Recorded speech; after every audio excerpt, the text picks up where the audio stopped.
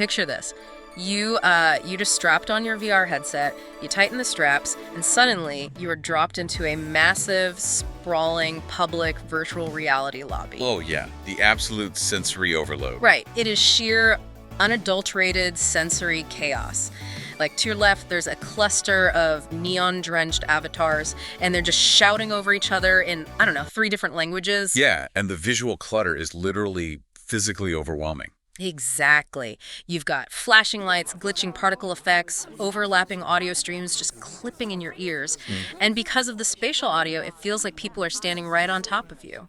Which naturally triggers an immediate spike in your cortisol levels.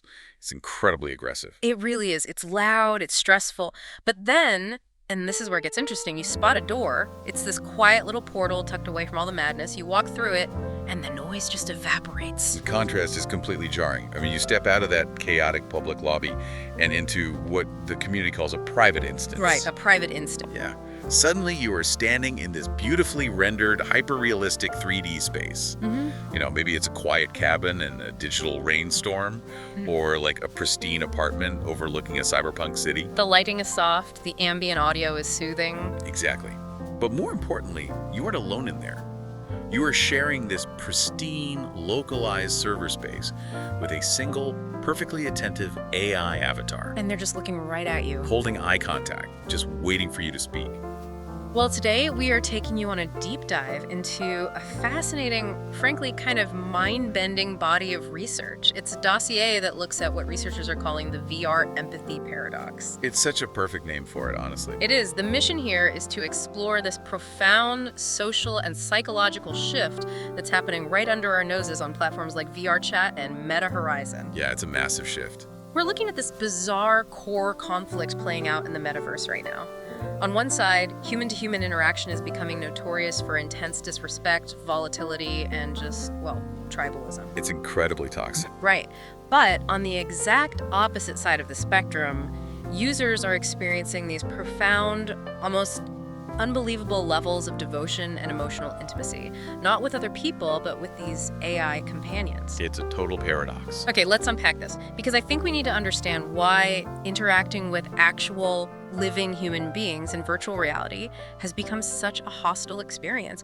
I mean, the utopian promise of VR was that it would be this ultimate empathy machine, right? Connecting us across the globe. Right, but the reality of the technology has collided pretty violently with human psychology. When you look at the data coming out of these public lobbies, researchers are tracking a massive amplification of the disinhibition effect.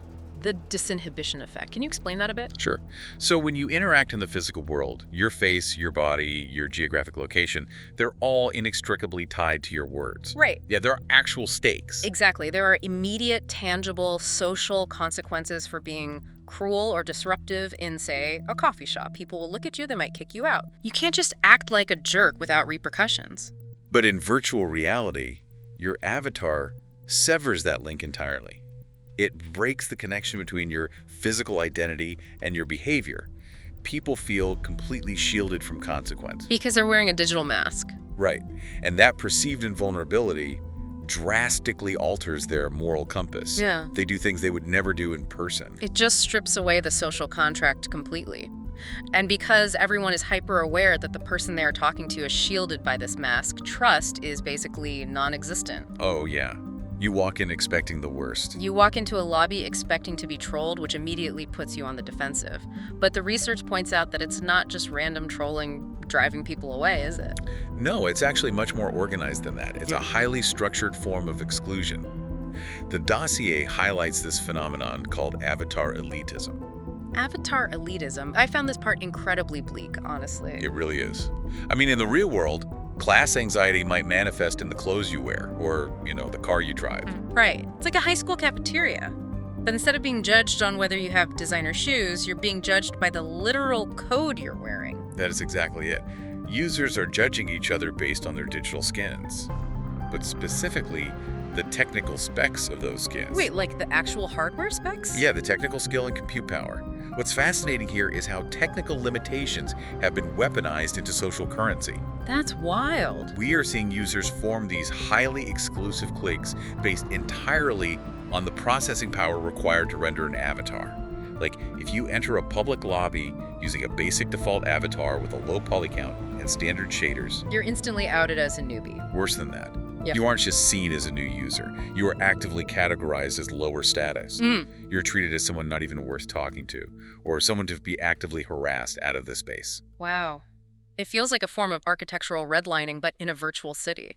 Like you're being zoned out of the rich, interactive neighborhoods simply because your hardware or your coding ability isn't high enough. Exactly. If you can't process the complex physics and dynamic lighting of the elite users, you don't belong. The algorithmic sorting of humans based on processing power. I mean, Yeah. if that is the baseline human experience in these spaces, this hyper-capitalist digital class system mixed with like Lord of the Flies level trolling, it makes total sense the user's psychological breaking point is reached pretty quickly. Oh, absolutely. I completely understand wanting to escape that lobby, but let me push back a little here.